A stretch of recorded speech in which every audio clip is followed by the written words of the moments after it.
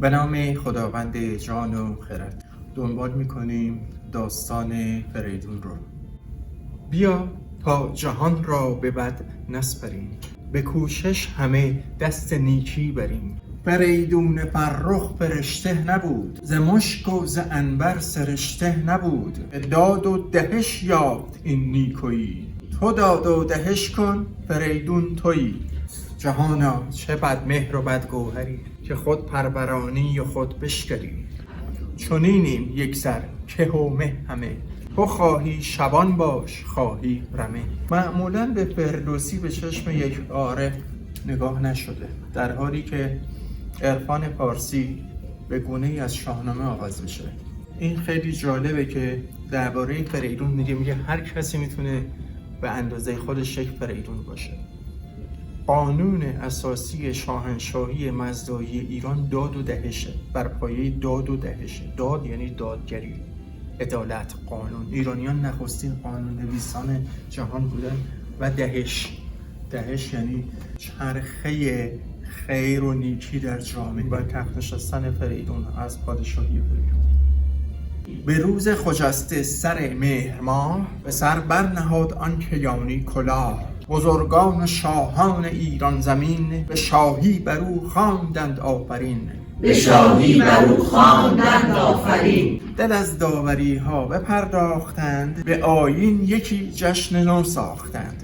پرستیدن مهرگان دین اوست، هناسانی و خوردن آیین اوست. ورا بد جهان سالیان 500، نیفکند یک روز بنیاد بد. به داد و به آباد شه دست زد، چنان که از ره پادشاهان سزد. فریدون نماد مهرگانه، همونطور که جمشید نماد نوروزه. جامعه ما یک پارچگیش رو وامدار اون فرهنگ باستانی و مزدایی بود.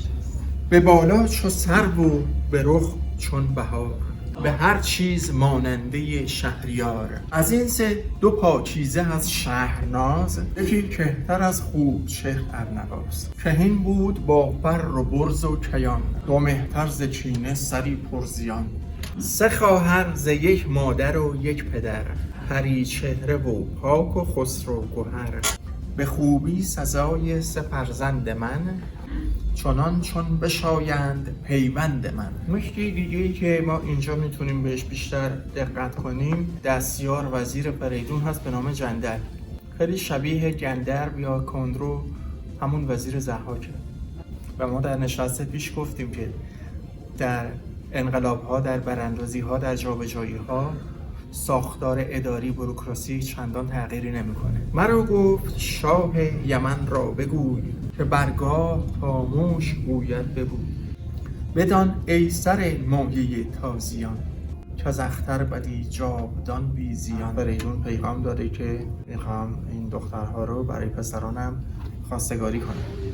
و شاه یمن پیغام میده که به فریدون که فرزندانتون رو، سه پسرتون رو من دعوت میکنم که بیان به اینجا.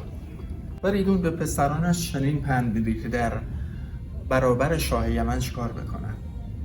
به چربی سخنهاش پاسخ دهید، چو پرسد سخن رای فرخ نهید. شما هرچ گویم ز من بشنوید، اگر کار بندید خرم بابید. به بالا و دیدار هر سه یکی، که از مه ندانند باز اندکی. نشیند کهین نزد مهتر پسر، مهین ماه نزد کهین تاجور. میانی نشیند هم اندر میان، بدان کت ز دانش نیاید زیان. اینها آماده میشن و در گفتار ششم میبینیم که به پیشواز بسیار بسیار بزرگی ازشون میشه. سپس شاه یمن افسوندری میکنه برای اینکه این پسران رو از بین ببره.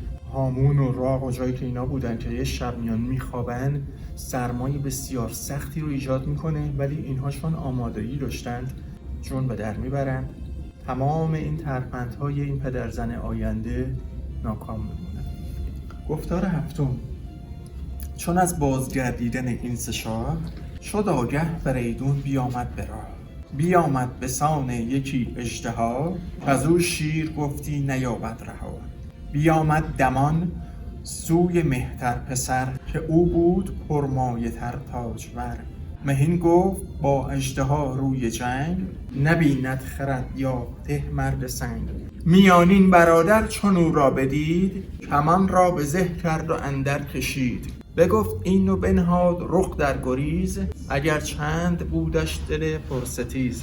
نهان کرد از او روی و شد ناپدید، چو کهتر پسر نزد ایشان رسید. بدو اژدها گشت باز آشکار، چو دید اژدها را نبرده سوار. سبک تیغ را برکشید از نیام، لگام را گران کرد و برگفت نام.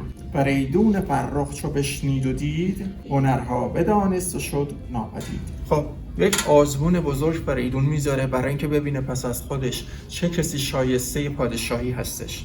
توی مهترین سر نام تو بود. دومی تور نامیده میشه و سومی ایرج نامیده میشه. سپس نامگذاری زنان ایناست. زن سر میشه آرزوی، زن تور میشه ماه آزاده خوی، زن ایرج میشه سهی. زمانی که میبینیم فریدون جهان رو بخش میکنه بر پسرانش، به خاطر اینکه ایرج دلاوری کرد و در اون آزمون فرار نکرد، ایستادگی کرد، ایرج برگزیده میشه برای شاهنشاهی بر ایران مرکزی. تور به سمت توران، به سمت چین امروزی میره، سلم به سوی اروپا میره. سپاس فراوان از شما.